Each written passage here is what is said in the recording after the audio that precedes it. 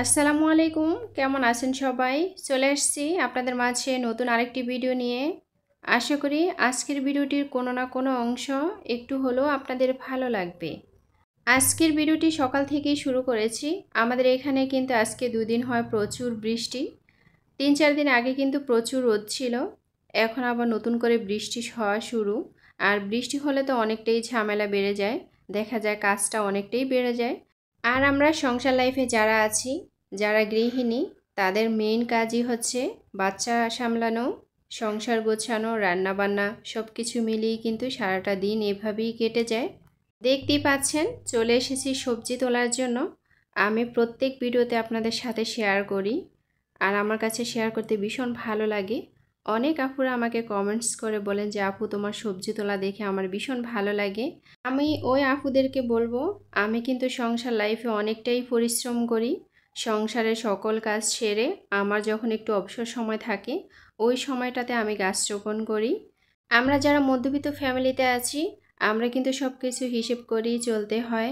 আমরা চাইলেই কিন্তু ওইভাবে চলতে পারি না। আসলে মধ্যবিত্ত ফ্যামিলির লোকেরই জানে সংসার চালানো কতটাই কষ্ট। তাদের ইনকামের উপর ভিত্তি করে আবার কিছু সঞ্চয় করা আসলে সত্যি অনেকটাই কষ্ট হয়। আমার স্বামীর ইনকাম যেমন, আমি আমার স্বামীর ইনকামের উপর ভিত্তি করেই চলি। কখনো ওইরকম চাহিদা বা ওইরকম আশা আকাঙ্ক্ষা কখনই তার কাছে চাই না। আমার যতটুকু প্রয়োজন ততটুকুই নিই। তবে হ্যাঁ, আমি আগে দেখি যে তার দেওয়ার সামর্থ্য আছে কিনা। ওই দিকটা লক্ষ্য করেই কিন্তু আমি তার কাছে আমার ছোট ছোট চাহিদাগুলো পূরণ করি। আমি যদি নিজে একটু পরিশ্রম করে আমার ছোট ছোট চাহিদাগুলো পূরণ করতে পারি, তাহলে কিন্তু কখনই তার কাছে চাই না। এভাবেই কিন্তু আমার সংসারটা কেটে যায়।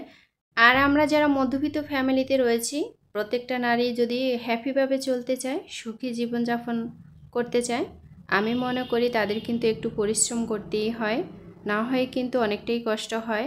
যেমন ধরুন, আমার চাওয়াটা যদি ছোট হয়, আমার স্বামীর ইনকাম যেহেতু অল্প, আর মধ্যবিত্ত ফ্যামিলির লোকেদের ইনকাম কিন্তু সব সময়ই কম বা বেশ এর ভিতরেই থাকে, একদম হাই লেভেলে কিন্তু কখনই যায় না।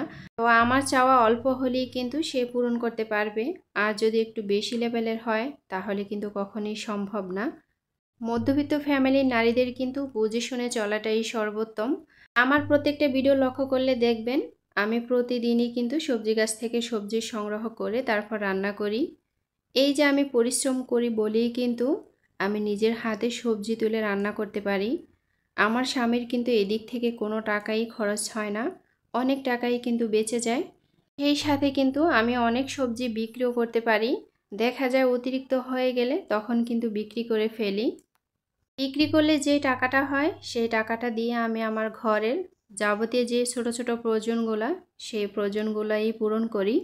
হয়তোবা বড় কোনো আকারের প্রয়োজন হলে সেটা আমার হাজব্যান্ড পূরণ করে। আসলে স্বামী স্ত্রী সংসার জীবনে দুজনে মিলেই যদি একটু পরিশ্রম করে এবং বুদ্ধি এবং কৌশল খাটিয়ে সংসারটা চালায়, তাহলে কিন্তু সংসার লাইফে খুবই হ্যাপি থাকা যায়। সেই সাথে সংসারটাও কিন্তু সুন্দরভাবে চলে। সবজির চাহিদাটা কিন্তু প্রত্যেকটা সংসারেই থাকে। সবজি ছাড়া কিন্তু কখনই সংসার চলে না। যারা ডায়েট করে তাদের জন্য কিন্তু সবজিটা সর্বোত্তম। সবজিটা কিন্তু তাদের সবচেয়ে বেশি খাওয়া হয়।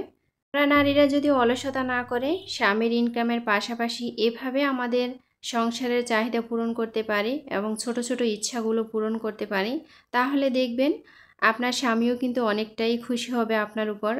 একটা কথা মনে রাখবেন, এই পৃথিবীতে যা কিছু আছে তার অর্ধেকটাই কিন্তু নারী করেছে।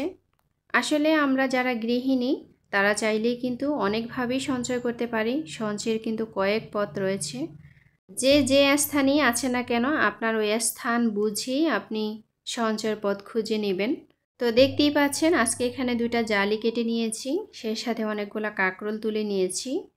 কাঁকরোলগুলো কিন্তু 2-1 দিন পর পরই তুলতে হয়। মাশাআল্লাহ, কাঁকরোল কিন্তু এবছর প্রচুর খেয়েছি, এখনও খাচ্ছি আলহামদুলিল্লাহ।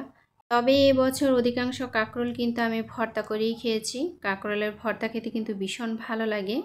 তবে হ্যাঁ, কাঁকরোলটা যখন একটু বাতি হয়ে যায়, একটু শক্ত হয়ে যায়, তখন কিন্তু আমার বাচ্চারা পছন্দ করে না। তো আমি সব সময় চেষ্টা করি একদম সবুজ কালার থাকতেই তুলে নেওয়া। তারপরেও মাঝে মাঝে কিন্তু অনেকগুলা লাল কালার হয়ে যায়। যেগুলা লাল কালার হয়ে যায় সেগুলো কিন্তু আমি কখনই ফালাই না, আমি কিন্তু তখন ভর্তা করে ফেলি। বাতি কাঁকরোল ভর্তা করলে কিন্তু অনেকটাই ভালো লাগে।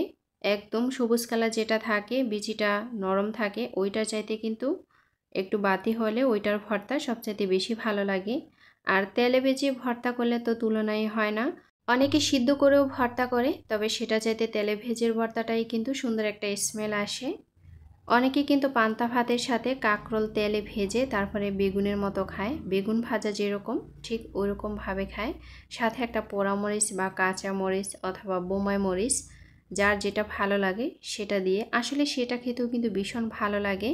আমরা যারা গ্রামে আছি সকালবেলা কিন্তু দেখা যায় আমাদের পান্তা ভাতটাই সবচেয়ে বেশি খাওয়া হয়। তো পান্তা ভাতের সাথে হয় ডিম ভাজা থাকে, না হয় কিন্তু কাঁকরোল ভাজা, না হয় কিন্তু ভর্তা। এখন যেহেতু আমার বাড়িতে কাঁকরোল গাছ রয়েছে, আমার কিন্তু অধিকাংশ সময়ে কাঁকরোল ভাজাটা থাকে। জানি না কেউ কখনো খেয়েছেন কিনা, যারা কখনো খান নাই তারা একবার ট্রাই করে খেতে পারেন, ভীষণ ভালো লাগবে। এখানে আমি একটাই জালি নিয়েছি, যেহেতু আমরা মানুষ মাত্র 3 জন। একটা নিলে কিন্তু আমাদের দুবেলা হয়ে যাবে। দেখা যায় দুপুরবেলা হয়ে গেলে রাতে আর অল্প থাকলেই হয়ে যায়। রাতে কিন্তু খাবারটা আমি একদমই কম খাই, আমার বাচ্চারা যতটুকু খায় আর কি। তারপরে সকালবেলা দেখা যায় হয় ভর্তা, না হয় ডিম ভাজা, যে কোনো একটা থাকে আর কি। তো যাই হোক, দেখতেই পাচ্ছেন এখানে পেঁপে খাচ্ছি। পেঁপেটা কিন্তু একদম মিষ্টি ছিল, যদিও একটু হলুদ কালার, খেতে কিন্তু ভীষণ ভালো লেগেছিল। গাছের পেঁপে বলে কথা। আমাদের বাড়িতে কিন্তু অনেক ধরনেরই সবজি গাছ রয়েছে। ওই যে আমি বলি কখনই আমি অবসর থাকি না, সব সময় কিন্তু পরিশ্রম করতে ভালোবাসি। বিশেষ করে গাছ রোপণ করতেই আমার সবচেয়ে বেশি ভালো লাগে। আমি আমার ভিডিওতে দেখবেন আমি কিন্তু ঘর সাজানো, ঘর গোছানো, এটা সেটা এসব কিন্তু খুব কম দেখাই। আমার ভিডিওতে আমি সব সময় প্রাকৃতিক যে সৌন্দর্যগুলা, এগুলোই কিন্তু আপনাদের মাঝে শেয়ার করি। আমার কিন্তু ভীষণ ভালো লাগে। এখানে আমি 4টা দেশি মুরগির ডিম নিয়েছি, সাথে বাজার থেকে কেনা 2টা লাল ডিম নিয়েছি। দেশি মুরগিগুলো কিন্তু আমি বাড়িতেই পালন করি। তো দেখা যায় অনেক সময় কিন্তু ডিম থাকে না, ডিম খাওয়া হয়ে যায়। যখন আবার খাওয়া হয়ে যায় তখন কিন্তু বাজার থেকে কিনে আনতে হয়। তবে হ্যাঁ, প্রায় সময় কিন্তু আমার খামারের যে মুরগিগুলো, এই মুরগি থেকে আমার ডিমের চাহিদা পূরণ করা যায়। সব সময় যে কিনা হয় তা কিন্তু না। যখন দেখা যায় আমার খামারের ঘরে আর ডিম থাকে না, তখন কিন্তু কিনে আনতে হয়। আর ডিমটাকে বাচ্চারা বেশ পছন্দ করে, যার কারণে ঘরে কিন্তু সব সময় ডিম থাকতে হয়। তো এখানে আমি ডিমগুলা ভালো করে একটু ফাটিয়ে নিচ্ছি। আজকে আমি ডিম দিয়ে আলুর রেসিপি তৈরি করব। জানি না এটা কেউ কখনো খেয়েছেন কিনা। অনেকে কিন্তু অনেকভাবে খায়, তবে এটা খেতে কিন্তু মন্দ না, খুবই ভালো লাগে। এখানে কিছু মশলার গুঁড়া দিয়েছি, সাথে আবার জিরার গুঁড়া, সব ধরনের গুঁড়া দিয়ে তারপরে কিন্তু আমি রান্নাটা করে নিব। আর এটা খেতে আমার কাছে ভীষণ ভালো লাগে। এর আগে একবার আমি খেয়েছিলাম, আজকে দ্বিতীয়বার ট্রাই করছি। আসলে এটা খেতে এত ভালো লাগে কি বলবো। এখানে আমি কিছু সবজি ব্লেন্ড করে নিব। কিছুদিন পর পরই কিন্তু সবজি ব্লেন্ড করে নিতে হয়। দেখা যায় সংসারে প্রচুর কাজ থাকে, তো কাজের ফাঁকে যদি একটু সময় বের করে সবজি বা রসুন ব্লেন্ড করে নেওয়া হয়, তাহলে কিন্তু রান্না করার সময় তেমন কোনো ঝামেলা হয় না। রান্না করার সময় হাতের কাছে যদি কোনো কিছু না পাই, তখন কিন্তু আমার মাথাটা একদম ঘুরতে থাকে, ভীষণ খারাপ লাগে ওই সময়টা। সব কিছু আগে থেকে গুছিয়ে তারপরে রান্না করলে বেশ ভালো লাগে। দেখা যায় খুব তাড়াতাড়ি রান্নাটাও হয়ে যায়। আর খুব ঠান্ডা মাথায় রান্না করতে গেলে কিন্তু রান্নার টেস্টও খুব ভালো আসে। আর বিশেষ করে পেঁয়াজ কাটাটা কিন্তু খুবই কষ্টের। পেঁয়াজ কাটতে গেলে চোখের জল সব সময়ই পড়তে থাকে। তো প্রতিদিনের ঝামেলা যদি একদিনে হয়ে যায় তাহলে তো অনেকটাই ভালো হয়, তাই না? আসলে সব সময় চেষ্টা করি কাজ কিভাবে সহজ করে গুছিয়ে নেওয়া যায়। সংসার জীবনে প্রত্যেকটা নারীই কিন্তু এরকম। এখানে আমি 1 কেজি পেঁয়াজ সাথে হাফ কেজি রসুন একসাথে ব্লেন্ড করে নিয়েছি। ব্লেন্ড করে রান্না করলে খাবারের স্বাদটা যেরকম বেড়ে যায়, সেই সাথে কিন্তু পেঁয়াজ রসুনটাও খুবই কম লাগে। আমরা যখন পেঁয়াজ কেটে রান্না করি ওই সময় কিন্তু অনেকটি পেঁয়াজ দিয়েও কিন্তু তরকারির স্বাদটা ওইরকম পাওয়া যায় না। আর ব্লেন্ড করে রান্না করলে অল্প একটু দিলেই কিন্তু তার চেয়ে বেশি স্বাদ পাওয়া যায়। তো সব সময় চেষ্টা করি ব্লেন্ড করেই রান্না করে নেওয়ার। আর যেহেতু মধ্যবিত্ত ফ্যামিলি, হিসাব করে তো চলতেই হবে, তাই না? এখানে আমার প্রতি মাসে 5 কেজি পেঁয়াজ লাগে, সেখানে আমার 3 কেজি পেঁয়াজ হলে কিন্তু এনাফ। একদম সুন্দরভাবে কিন্তু আমি একটা মাস কাটাতে পারি। তো যাই হোক, চলে এসেছি রান্নায়। দেখতেই পাচ্ছেন আমি যখনই রান্না করি তখন কিন্তু সব সময় ঝোলটা একটু বাড়িয়ে দেই। যেহেতু মাটির চুলার রান্না তাপটা কিন্তু প্রচুর থাকে, যার কারণে কিন্তু ঝোলটা খুব তাড়াতাড়ি শুকিয়ে যায়। গ্যাসে রান্না করলে কিন্তু খুব হালকা আঁচ দিয়ে ধীরে ধীরে কিন্তু রান্নাটা করে নেওয়া যায়, কিন্তু মাটির চুলার ক্ষেত্রে কিন্তু ওইটা হয় না, যেহেতু লাকড়ি দিয়ে রান্না করি। আজকে আমি কুমড়া দিয়ে পাঙ্গাস মাছ দিয়ে রান্না করে নিচ্ছি। অনেক দিন পরেই কিন্তু কুমড়া দিয়ে রান্নাটা করা। পাঙ্গাস মাছ দিয়ে কিন্তু যে কোনো জিনিস রান্না করলে খেতে ভীষণ ভালো লাগে, যেহেতু তেলযুক্ত মাছ। আর বাচ্চারা কিন্তু পাঙ্গাস মাছটা বেশ পছন্দ করে। মাছে যেহেতু কাঁটা খুবই কম থাকে, আমার বাচ্চারা কিন্তু বেশ পছন্দ করে। আমার ঘরে কিন্তু সব সময়ই মুরগি, ডিম, পাঙ্গাস মাছ এসব কিন্তু থাকতে হয়।